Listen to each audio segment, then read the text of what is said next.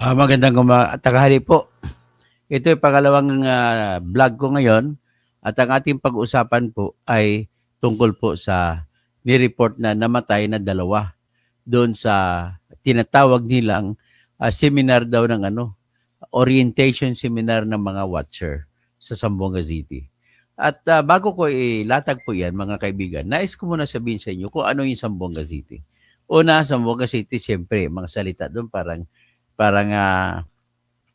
Binisaya o Bisayang Bisayan style ng Spanish salita. 'Yun ang salita ron.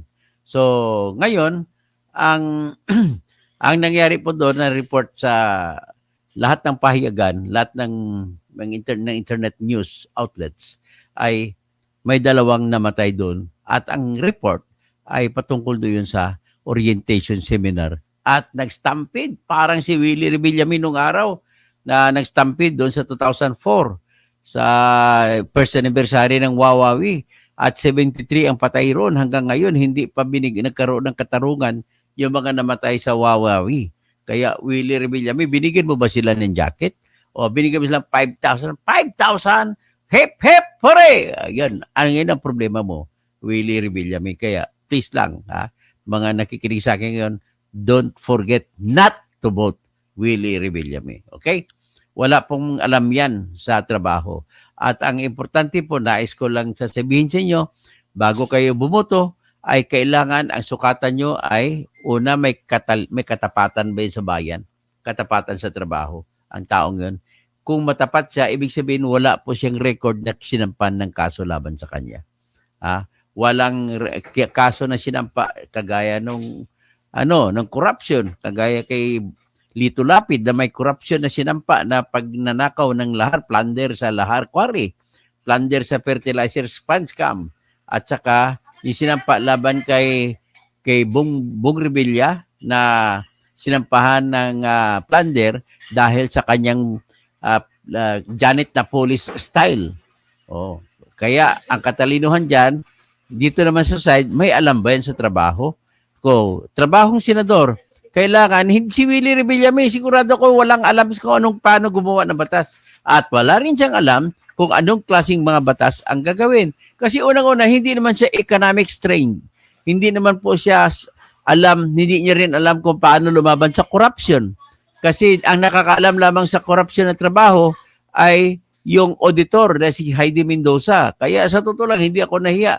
Hindi ito pangangampanya. Sinasabi ko lang katotohanan na siya ay may katalinuhan, may katapatan na napatunayan niya ng panahon na siya ay tumistigo laban kay General Carlos Garcia na nakulong ito si Carlos Garcia na dahil sa kanyang testimonya at sa kanyang matapang na pagtestigo kahit na tinatakot na siya ay tumistigo pa rin siya. Inalok siya ng Witness Protection Program. Hindi nga niya tinanggap. Okay, patuloy tayo. Ang topic lamang natin ngayon ay maliban pa dyan, katalinuhan, katapatan, yan ang sukatan ninyo.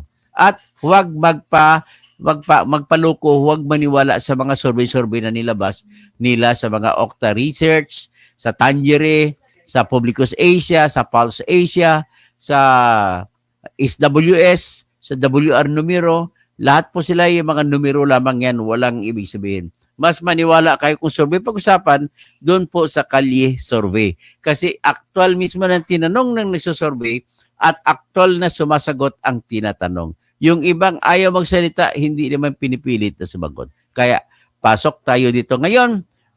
Pasok tayo dito ngayon sa ating pinag-usapan.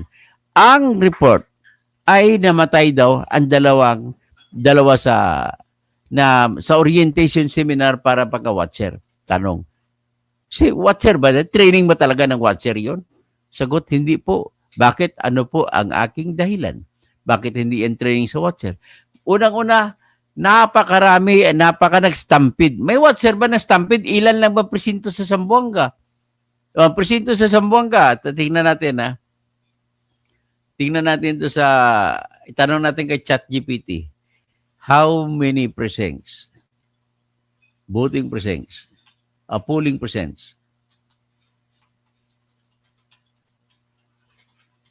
are there in Zamboanga City for 2005 election? 25. Yan.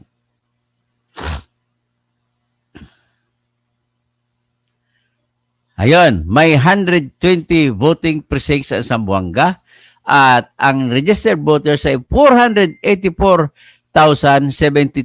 Yan ang registered voters.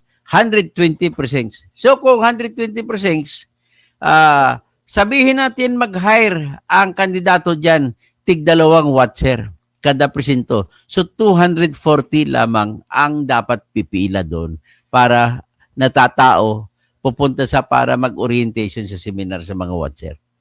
Ladies and gentlemen, napakarami po, parang people power sa dami ang mga watchers sa Zamboanga City na pumunta. At dahil sa marami, nung nagkabigayan na ng envelope, na may kabigayan sa pera, nag-stampede, nag-una-unahan.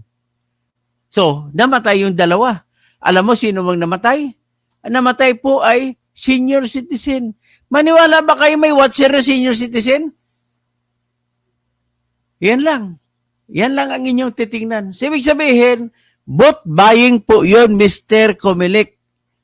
Lahat ng taga-Comelec, kontra bigay, kontra daya. Tingnan ninyo yan. Sigurado po ako na vote buying yan, hindi yan, hindi mga seminar ng watcher yan. Tandaan po ninyo, 120 lamang ang dami ng presinto sa Zamboanga City. At ang butante niyan ay 400, tingnan natin, kalimutan ko, 484,072 voters. Ganun lamang po. Wala pong orientation seminar ng watchers diyan. Ang dami-dami. Titingnan natin ngayon sa sample niya doon sa kukuha tayo ng video. Alamin natin. Zamboanga City Stampede for orientation seminar for watchers.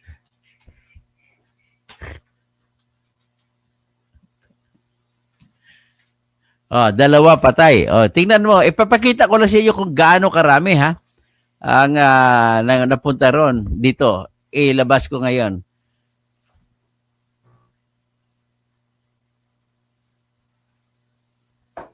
Yan, ilagay, papakita natin. Natatawa ko sa apo ko.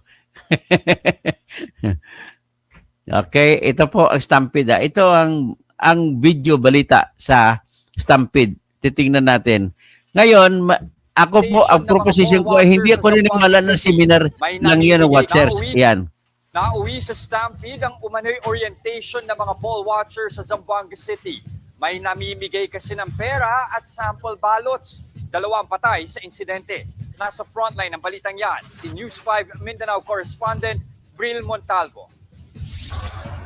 Hindi magkamayaw sa dami ng tao sa loob ng hotel na ito sa Zamboanga City. Ganito rin halos karami ang taong nag-aabang sa gate. Bukod pa ang mahabang pilang ito ng mga residente sa tabing kalsada. Ang aktibidad, orientation seminar daw para sa mga magsisilbing poll watchers sa eleksyon sa Lunes. Pero ang ilang residente, Hindi din kami watcher, sir. so payout. Payout to. Ang isang ito nakakuha ng 2,000 piso pero kasama ng pera at campaign sticker ng isang kandidato. Ang pamamahagi raw ng pera sa umano'y mga seminar na ito ang itinuturong dahilan ng nangyaring stampede kanina. Base sa tala ng Zamboanga City Medical Center, 2 sa mga biktimang isinugod ang nasawi. 12 naman ang nasugatan. Kuminto lang ang buhos ng tao na magdatingan ang mga pulis. Nang tanungin naman ang management ng hotel, wala naman daw activity. Sila mismo hindi nila alam na bakit may pipila, which is why sarado yung gate nila. And so hindi talaga natin ma-verify. Hindi ko talagang nag-organize ito. dagdag ni Atty. Babiera, maituturing na vote buying ang insidente dahil nitong May 2 pa ipinatupad ang total ban sa pamamahagi ng mga ayuda. Patuloy ang investigasyon sa insidente. Samantalang sinisikap ng News 5 na hinga ng pahayag ang kampo ng kandidatong namahagi umano ng pera at sticker. Nagbabalita mula sa frontline, Bril Montalvo, News 5, Mindanao. Ang tanong ko lang doon ay bakit hindi yung binanggit kung sino mga nagpariya ng ng seminar ng watcher. Bakit hindi nyo sinabi? Ang suspitsa ko dyan kasi sino may kakayahan. Tingnan ko kung sino sa mga kandidato dyan ay may kakayahan na mamigay. Wala, iba po may kakayahan kundi si Manix Dalipi. Congressman Manix Dalipi, ang daming kinita niyan mula kay Romualdez at isa pinakaunang pumirma ng impeachment laban kay Sara. Kaya sa kanya yan, kaya kayo mga didiisin sa bongga, wag nyo, no ay boto para Manix Dalipi. No ay boto para Manix Dalipi. Kahit 8 de Enero pa. Siya lang po may kakayahan. Kasi milyon-milyon ang mga ayuda na kinuha niya mula kay Romualdez. Ganun po ang katotohanan dyan. So, namatay yung dalawa, kita nyo ang dami, parang people power sa dami. Ibig mo sabihin ba, seminar lang ng yon ng watcher? Manix Dalipi, sagutin mo ito. Ikaw ang inaakusa ko na ikaw namigay ng pera dyan. Nabigay pa ng pera, pati may sample balot pa. Yan po, bawat isa, 2K ha? Bawat tao, 2K, sabi sa video na yan. Ngayon, saan manggaling yan? Ang 2K na yan. Alam mo, yung 2,000, kung 1,000 lang ang tao na yon, 2 million na yon. Tingin ko mga 5,000 yon. So, 2 times 5, 10 million ang lahat ng pinamimigay doon.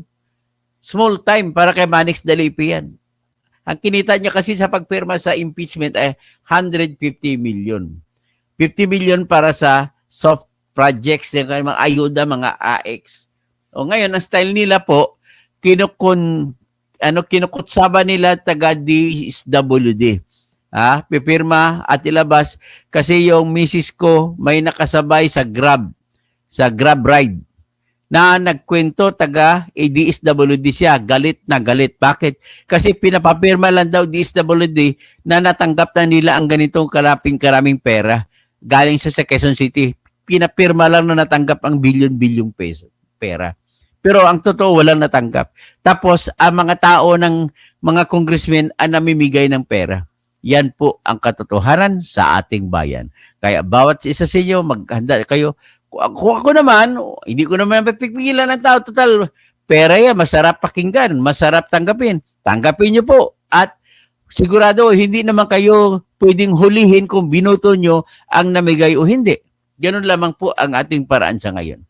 Blessed po, Mother's Day to your wife. Happy Mother's Day sa aking wife, si Au, at saka Happy Mother's Day sa lahat po na subscribers ko na nanonood sa akin ngayon at hindi subscribers, mag-subscribe na po kayo para alert kayo sa laking mga bago update. Mga magagandang mga diskurso ko dito ay mga balita na nangyari. Kung minsan may exclusive ako na report. Pag tungkol sa balita na pangyari, magbibigay ko komento. At ang aking komento nakabase po sa batas. At patungkol naman sa kagaya sa ICC, kung ano talaga batas na nakikita ko, ipinaglalaban ko at inililecture ko, ini-educate ko kayo lahat. Pero opinion ko lang yon bilang Doctor of Jurisprudence. At siyempre, kahit sino sa atin, may karapatan na magbigay ng opinion, lalo na may kaalaman ka. Nobody can stop from anybody from learning, from being educated to all kinds of laws. Okay? At disclaimer lang hindi ako nag-abogado rito kung ako'y maglilecture tungkol sa batas. That is only about general application of law. Okay? Siyempre, maraming salamat po at bantayan ninyo ang mga i-report nyo. Ganito pala, may request lang ako sa inyong lahat. Pakishare-share ito para maraming nakakalam. Number 2, pwede kayong mag-email sa Kontradaya, Kontrabigay. Tingnan ko kung anong email address ng Kontrabigay. Sasabihin ko ninyo, tumatanggap sila ng reklamo ng mga lahat ng klaseng vote buying. Kontrabigay Committee. Yan, Kontrabigay Committee ng Commission on Elections. So, ano ba yung tingnan ko anong address na email address. Dahil ang langga, Happy Mother's Day, may palangga.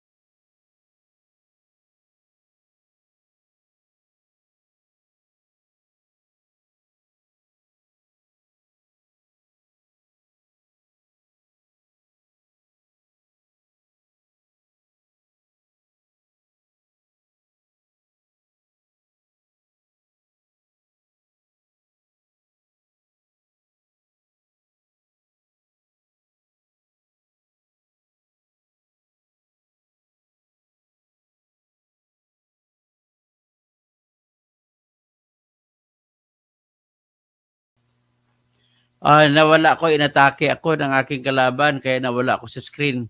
At hanggang dyan lang naman, anyway, patapos na rin ako.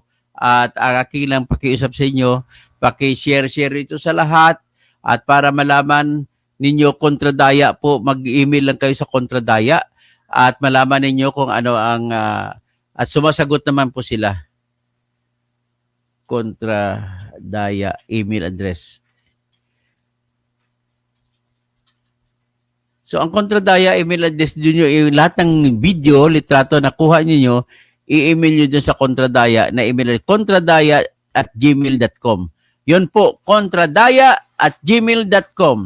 O di kayo sa Facebook, facebook.com/kontra.daya. Yan po ang aking ma-advise inyo lahat at maraming salamat po. Black Spider, katoto, hindi pala in-endorse ng ayon sa mga tulpo. Tingin mo, wala po, hindi in-endorse ng mga INC ang Tulpo, kaya nga galit na galit ka si Erwin Tulpo. Doktor to kasi may nahuli sa Cebu na Chinese, may dalang, yan po, pangbigay ng pera yon. Yung mga 400, 500 million po ang nahuli sa kanila. At kasama din po sa mga diskarte. Papunta daw sa Manila. Sabi ni Eric Inad, grabe na talaga ang panahon ngayon, boss. Bye, attorney, grabe na. Si Bangag, Happy Mother's Day. John Munda Villanueva, hello from California. Ricabi Nacional, Kadama sa Jordan Reacts. Okay, Jordan, sige, i-vlog mo mga lahat ng vloggers, gamitin nyo po ito. Maraming salamat po.